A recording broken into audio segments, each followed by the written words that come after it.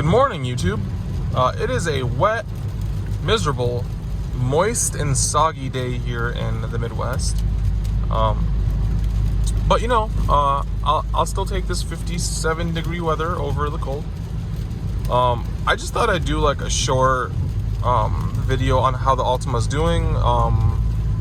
When I did my big update on the Altima and the owner's review, I think it had, if I'm not mistaken, closer to, it was in the 180s, like 189, 190, around there. Currently we're sitting at, and I hope you can see this clearly, 204,812 miles.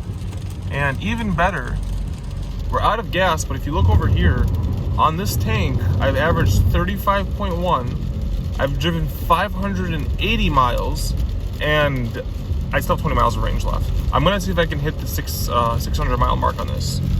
I've done it before, we're gonna see if I can do it again. But yeah, so we're in the Altima. She's still surviving. That check engine light that was there, that kept coming and going, and I used the Cata Clean that made it go away for about 1,000 miles, and then the Rizlone cleaner. So that light was on for 15,000 miles, approximately, right? On and off. When it went off for about 1,000 miles and came back, then went off for about another 500 miles and came back. It just disappeared by itself. It was on steady for at least 3,000 miles, and it just disappeared about 500 miles ago, and it's been gone. So, good, I guess. I'm very confused by it, but you know, we're surviving. But other than that, how's the Altima holding up? Well, it's holding up better than I expected. You know, when I was getting up there at 170, 180,000 miles, I expected it to be nearing the end. At 190, when I got that CVT judder code, that didn't populate here, but it did populate on the scanner on hidden codes. I don't know, it seems to drive normal to me. It's not driving any weirder than the normal CVT drives. On the highway, it's, where it thrives. I can give it gas, and she drives fine. Other than that, the car's kind of dirty, it's my daily, but it's been holding up fine. Plastics have been holding up, dash is holding up. Aside from the steering wheel fading, which I showed before, this east side, or east detailing, I think it's east detailing. Steering wheel cover is still holding up. If you do get it, get the perforated leather. Don't get the Alcantara. It got a little questionable up here. It's not as nice as it used to be. Just skip it entirely and stick with the leather and the perforated leather. But other than that, everything else in the car works. The AC still works from that little fix we did about 55,000 miles ago, I think. Still blows ice cold, still works great. All the systems work. If you can see right here, that the lane departure thing in the blind spot, the person's not, there's no one in my blind spot right now. It's going off because it goes off in the rain a lot. You'll notice if you have one of these cars, it's based off a radar system. It's the only thing I don't like right now. This one, it gives you false alerts from the rain. Not a big deal. Once in a while it scares the shit out of me because I go to merge and it freaks out and starts beeping and there's nobody there. But I don't see a lot of these cars, when you go on cars.com and on Craigslist and stuff, with high miles like this, right?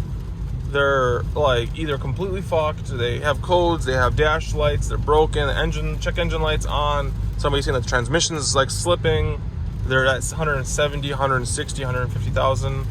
So to be at 204,816, and I guess the reason I'm making this video is because I'm gonna try to get it to 250,000.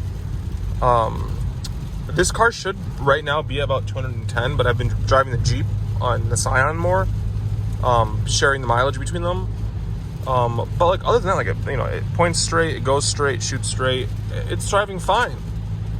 Knock on fake wood. It's driving fine. I do want to see it hit, 250,000 miles. I think that would be fantastic. I think it can do it. everything can do without any issues. I have no complaints otherwise. You know, I do want a new car. I do want a fast car. I do want to bring a sporty car to the channel, something nice, something to, you know, start working on.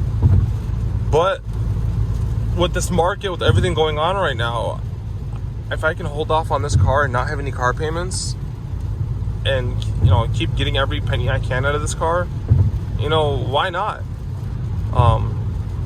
Right now, you know, we're driving in the rain. It drives straight. It drives smooth. It's a little stiffer because of the rims. But, like, you know, you can't ask for much from this car. Like, the only reason I have that triangle on the dash right now is because I have low fuel. Other than that, nothing. All the lights work. Nothing's been, like, I guess, like, nothing's gotten old and started failing just from, like, old age or high miles. The underbody is still very clean. I don't even think I have any, like, surface, like, rust on the underbody. It's very clean. Everything looks brand new. For a 9-year-old car, again, I'm happy. Yeah, I'm not getting weird codes for, like, the MAF or camshaft or this or that. You know, aside from the AC thing, aside from the on and off for the exhaust leak, which is, you know, those are, I guess, like, you know, wearable items. You know, they wear and tear, I guess. Nothing weird, though. Suspension, I have one set of struts on the front, one set of struts on the back. That's all I've ever put in it. Brakes all around it a couple times. You know, I've gone through tires. I've gone through oil changes. I've done oil changes every 5,000 miles religiously. Transmission fluid flushes every 30,000 religiously. It's holding up. You know, I'm surprised it's lasted this long. You know, if it died tomorrow, I'd still be a happy camper for what I paid for it and what I got out of it. I'd still be a happy camper. But I don't know. I mean, is it nearing the end of its life? Possibly. Does it show any signs of it? No. Right? If I can get, you know, to 250,000, I think that would be a very big moment for this car. You know, show people that, yeah, the transmissions suck, but as long as you keep up with the maintenance and don't let that burnt oil sit in there too long, and swap it out every 20, 30,000 miles, which is, I know it's expensive. It's like $250 to $300. These cars can last. The engines are bulletproof. The oil change is just phenomenal. Like, oil comes out as golden as it goes in. It doesn't have any weird smells. It doesn't smell like it's, like, you know, running too rich and smell like gasoline. It comes out as golden as it goes in. It's not leaking. It's not dripping. There's no leaks. Nothing's going wrong with it. You know, I can park it and not have to come out to a puddle of oil like the Jeep does. And the Jeep only has 10,000 more miles in this thing. Like, I'm about to beat the Jeep in miles on this. But yeah, like, everything else works. No complaints. I'm happy with it.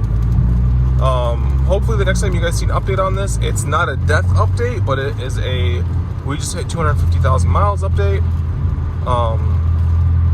Let me know. I know you guys have been good at asking questions in the comments on the car.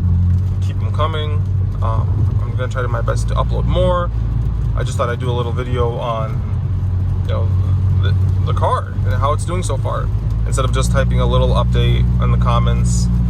You know, just keep you guys in the loop. Also, currently we're still sitting at 35.2 miles per gallon. 588 miles. I might check in at 600 miles so you guys can see it. But yeah, thanks for tuning in. Let me know if you guys have any questions. You guys enjoy your day.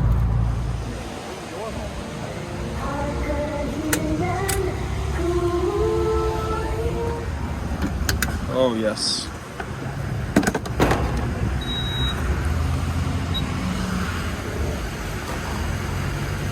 So, come on.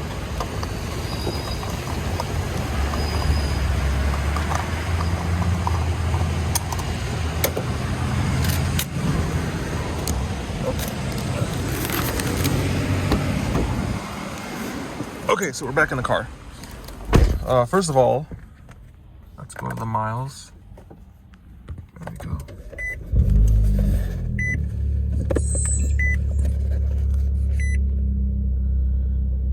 of 602 miles, and our new range is 614 miles. So if we take this burner phone I have right here, and we do 602.3, there we go, divided by, and she took 17.756, 17, what did I just do? Divided by 17.756.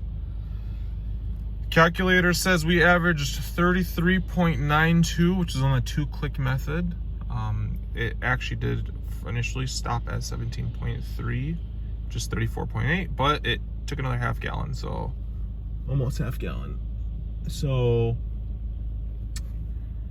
13.756, 33 point, so 34 miles a gallon. Trip computer is reading 35.3. That's not bad at all. That's like 65% highway, 35% city. You know, if you're driving Altima, you know the gas pedal's very like lethargic, I guess. You gotta push it to get it to do anything. But yeah, just want to show you guys you can get 600 miles on a tank of gas in this bad boy. There we go. But yeah, you guys have a good day.